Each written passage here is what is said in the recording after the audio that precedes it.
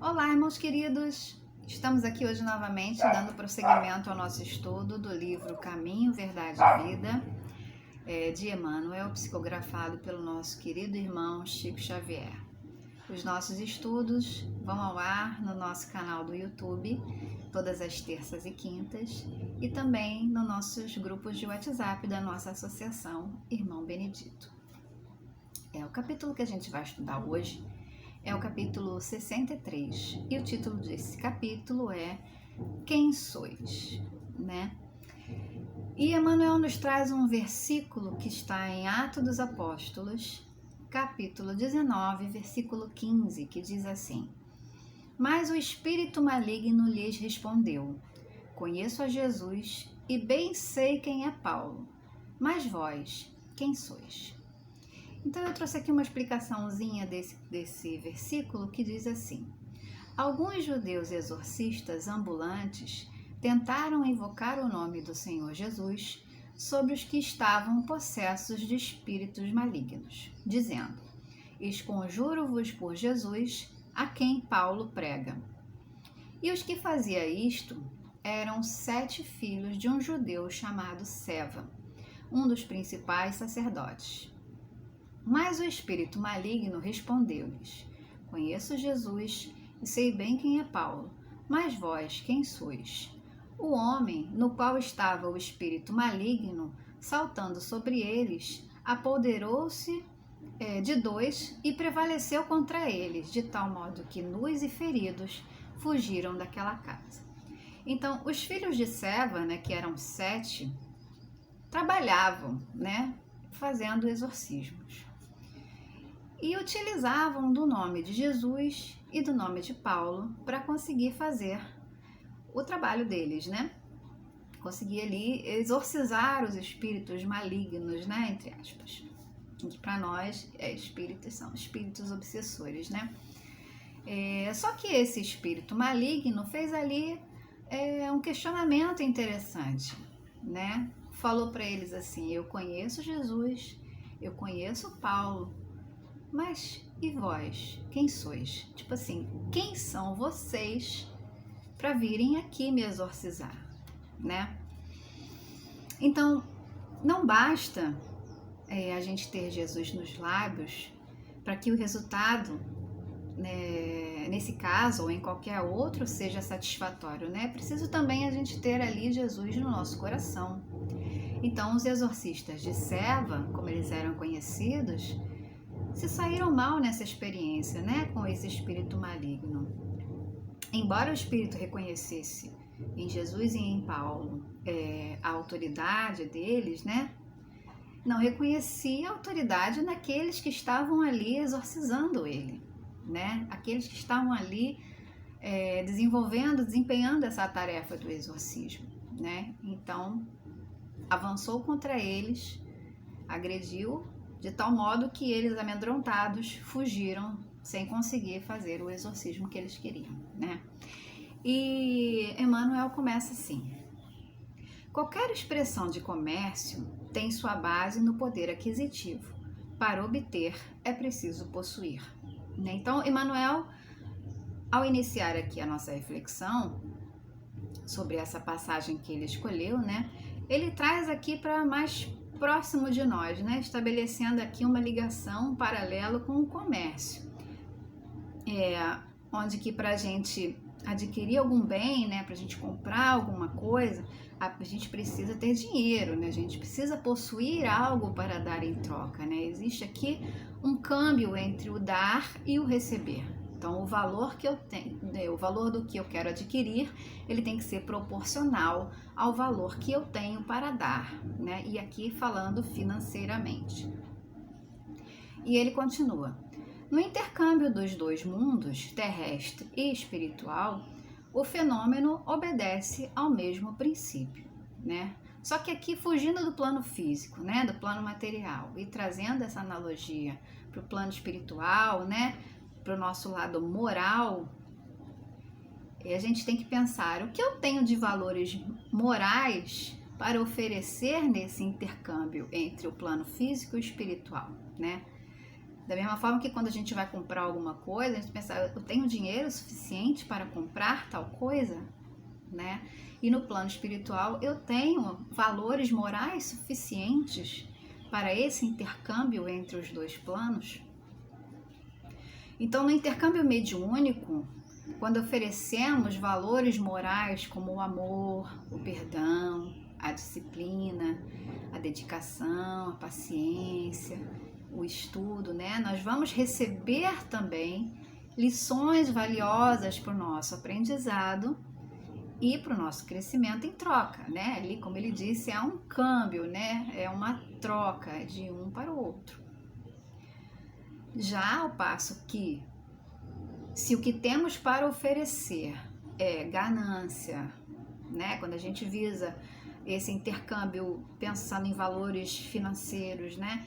Ou sentimentos ruins como rancor, né? Ou desinteresse, ou simplesmente a curiosidade, né? Ah, vou participar de uma reunião mediúnica para ver como é que é, né?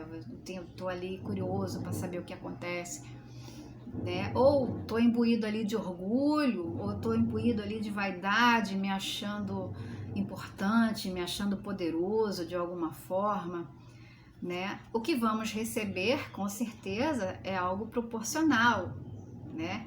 É algo que tem o valor ali proporcional aos sentimentos e às coisas que eu estou dando em troca. Então, essa palavra que o Emmanuel usa, né, intercâmbio, nada mais é do que essa troca, né? A troca entre os dois mundos, o físico e o espiritual. Então, conforme o que a gente tem para dar, a gente recebe. E ele diz assim: nas operações comerciais de César, requerem-se moedas ou expressões fiduciárias com efígies e identificações que lhes digam respeito.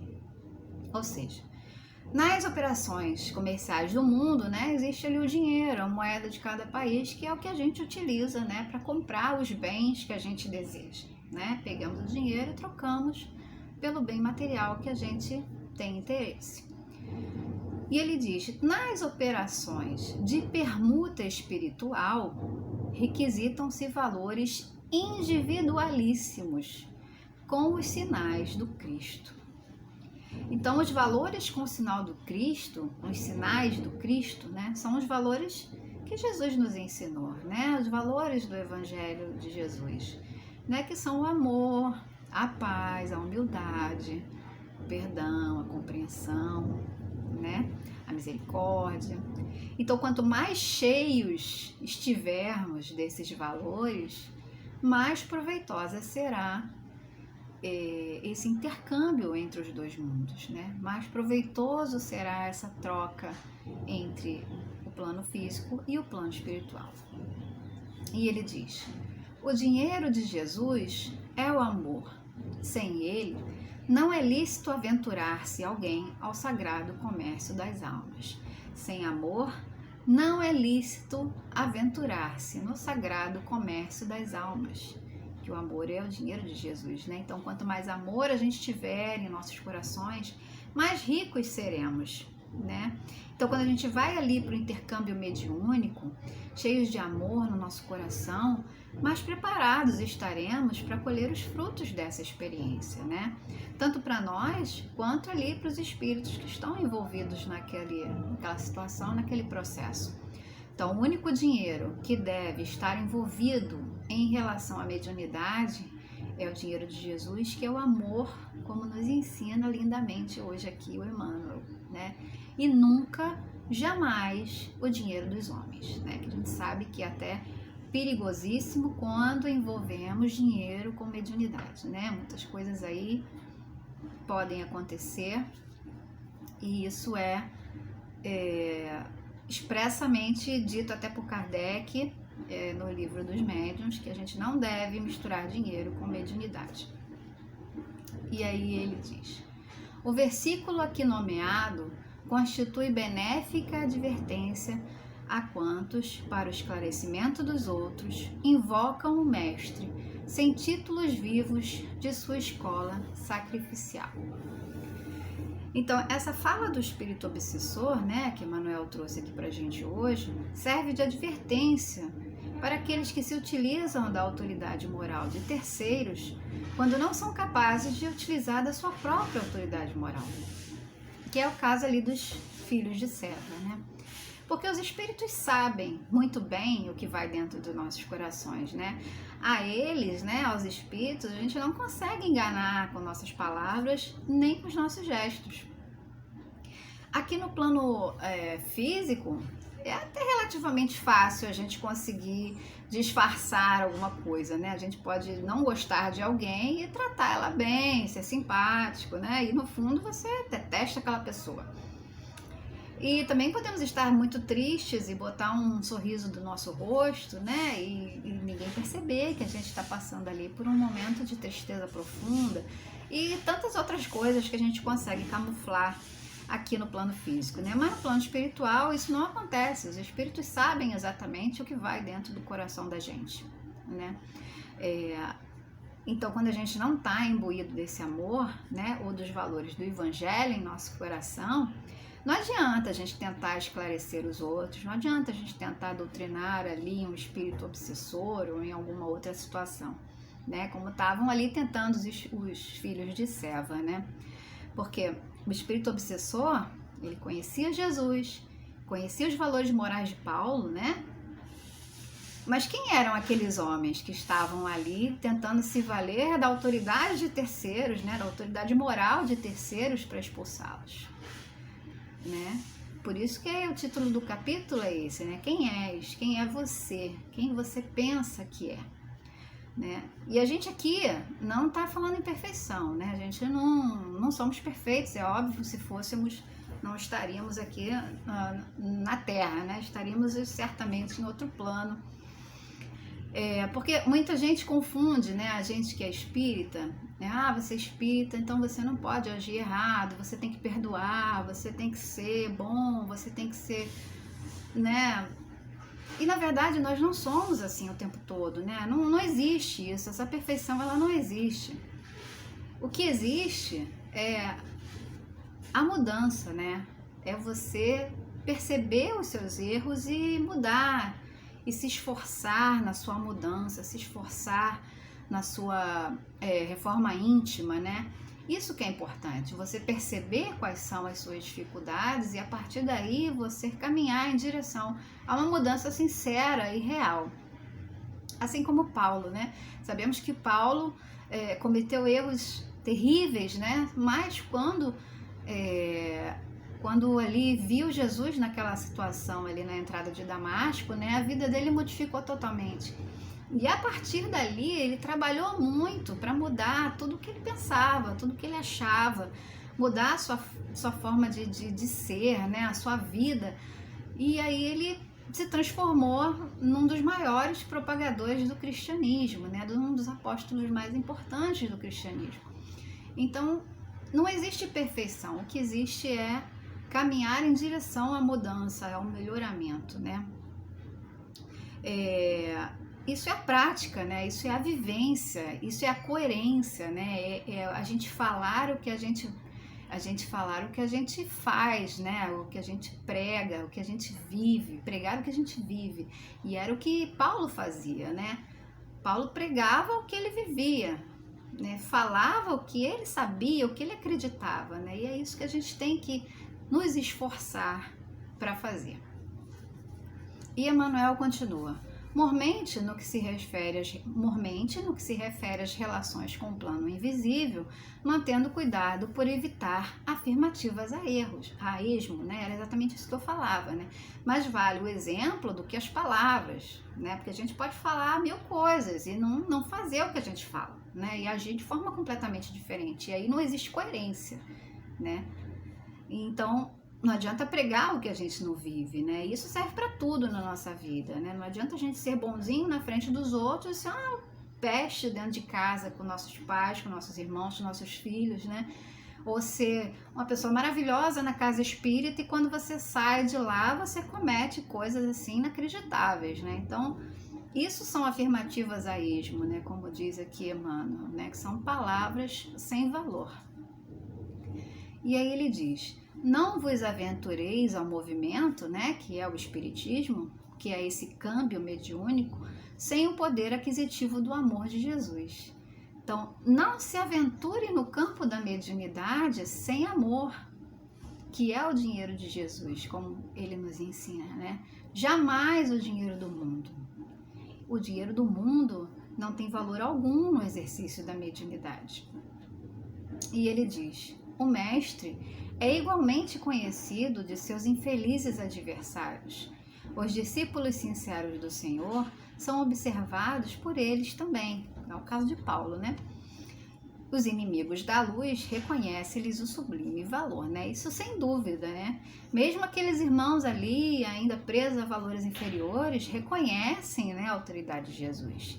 Assim como esse espírito aqui, né, nesse capítulo.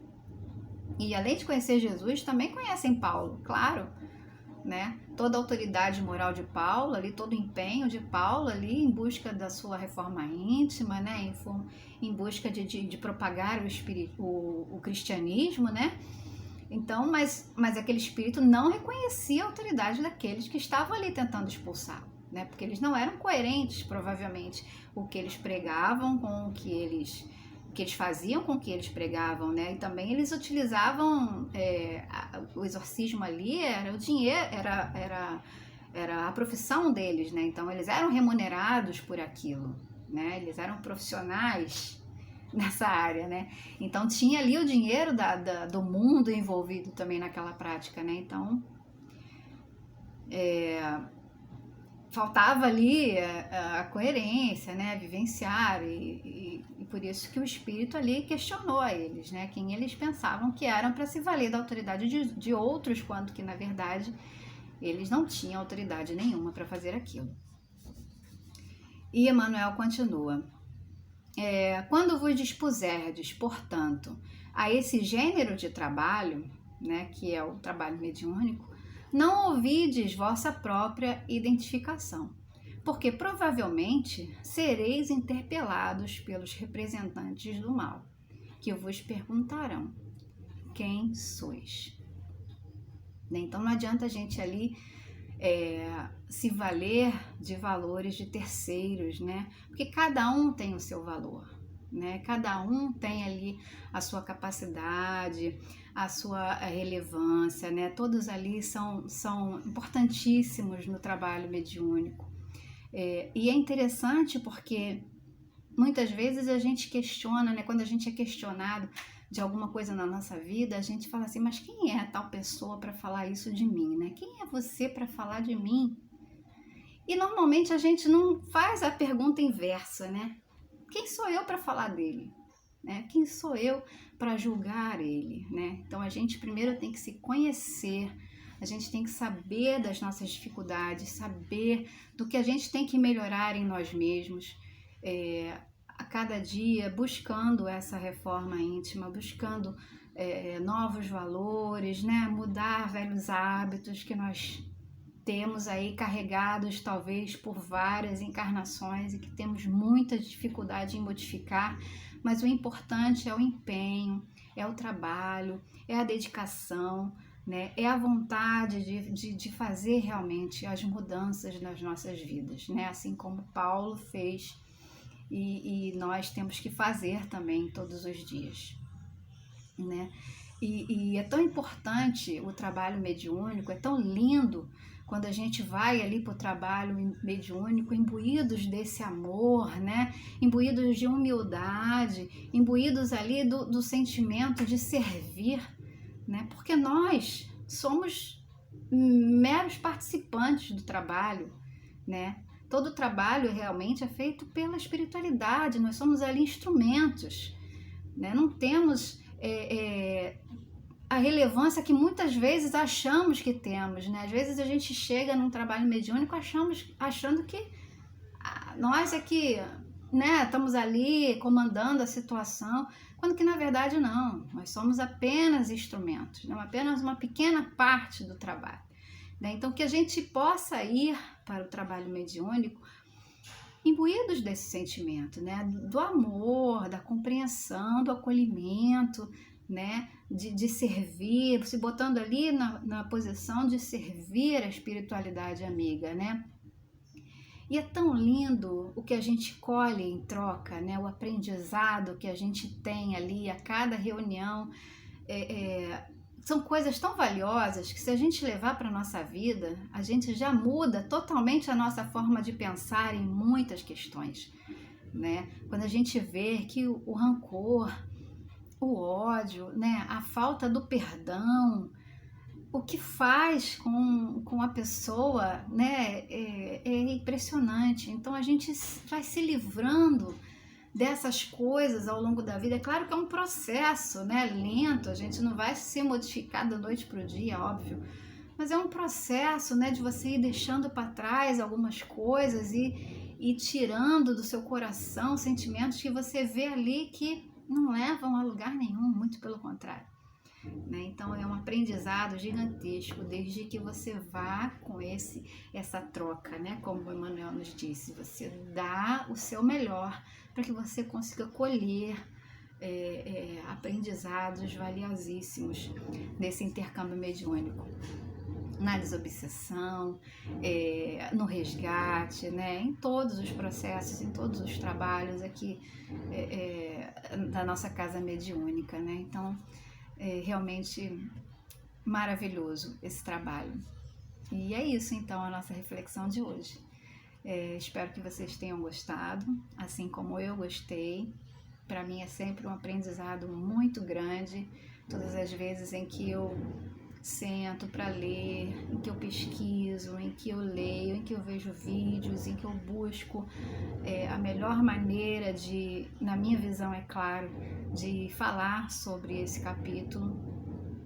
É claro que sempre buscando fontes, né, de inspiração e de auxílio, né, porque nem sempre a gente tem capacidade de fazer tudo sozinho, né, a gente tem que ter essa humildade de recorrer ali a pesquisas, né, a coisas que a gente pode aproveitar para auxiliar no melhor esclarecimento sobre esse capítulo, sobre os capítulos, né, que fazemos. Então, para mim é sempre um aprendizado valiosíssimo, maravilhoso. Então é isso. Que o nosso Senhor Jesus Cristo abençoe a todos nós, que encha o nosso coração com esse amor dele, para que a gente possa sempre nos dedicarmos ao nosso trabalho mediúnico, imbuídos desse amor de Jesus em nossos corações. Um beijo grande a todos vocês e até a próxima.